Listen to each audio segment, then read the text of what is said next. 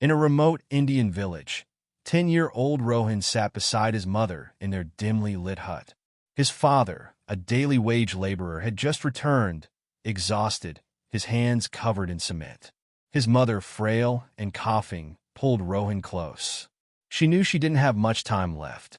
"Rohan, my son, you must promise me something." Rohan's young eyes widened. "What is it, Ma? I don't want our future generations to suffer like we did. You have to break this cycle of poverty. You have to become so successful that our name is remembered with respect. You must build a future where your children never sleep hungry." Tears welled up in Rohan's eyes.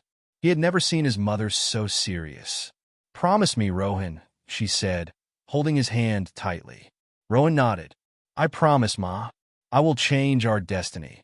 Outside, thunder roared, as if sealing his vow with the universe. Rohan's life wasn't easy. His father barely made enough to put food on the table. But after that night, Rohan's mindset changed. Instead of playing with other kids, he started helping his father at the construction site. At night, he studied under the flickering streetlights, teaching himself from old, discarded books. He watched how the rich factory owners treated laborers like his father. What makes them different, he wondered. One day, he found a torn book titled The Secrets of Business at a junk shop. The shopkeeper gave it to him for free, laughing. "What will a poor boy do with this?"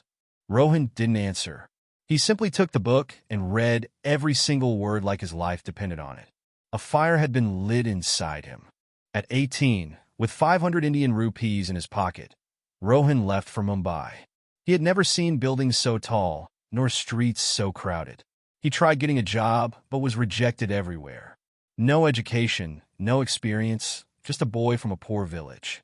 Frustrated but determined, he decided to start his own business. With his last money, he opened a small tea stall outside an office building. At first, things went well. He greeted every customer with a smile, learned their preferences, and even started offering free biscuits to loyal customers. But success doesn't come easy. A big tea vendor nearby bribed the police, who shut down Rohan's stall, saying he didn't have a license. His savings were gone. For 3 days, he slept hungry on the footpath, questioning if he had made the biggest mistake of his life.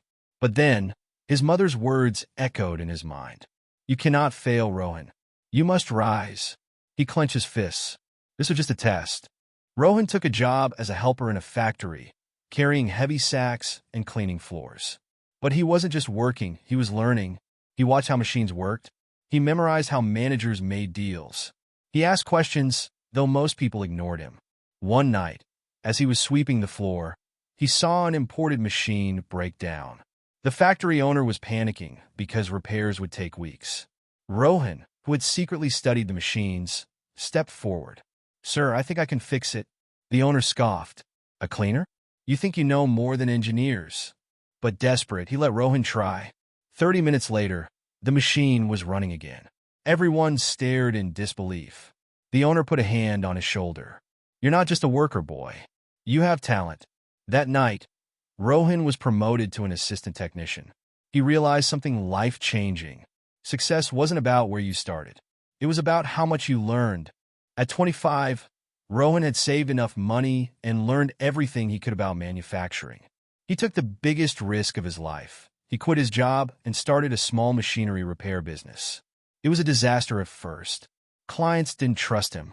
He went days without work. His old factory boss laughed at him, saying, "You should have stayed a worker." One night, he stood outside his rented one-room workshop, staring at the locked door. Did I make a mistake? Just then his first big opportunity arrived. An old factory, struggling with broken machines, took a chance on him. Rohan worked nonstop for 72 hours, fixing everything himself. When the machines roared back to life, the factory owner smiled. "From now on, you're my go-to guy." Word spread. More factories called. His business started booming. By 30, Rohan owned a factory of his own. By 35, he had 3 factories manufacturing high-tech industrial equipment. By 40, he was a multi-millionaire. But he never forgot his past. One day, he returned to his village. The same place where people once pitied him. The old hut he grew up in, he turned it into a school. The children who walked miles for education, He built a free library. The laborers who were treated badly, he gave them jobs in his factories. As he stood before his mother's framed photograph, he whispered, "Ma, I kept my promise." A tear rolled down his cheek. But this time it wasn't of pain. It was victory.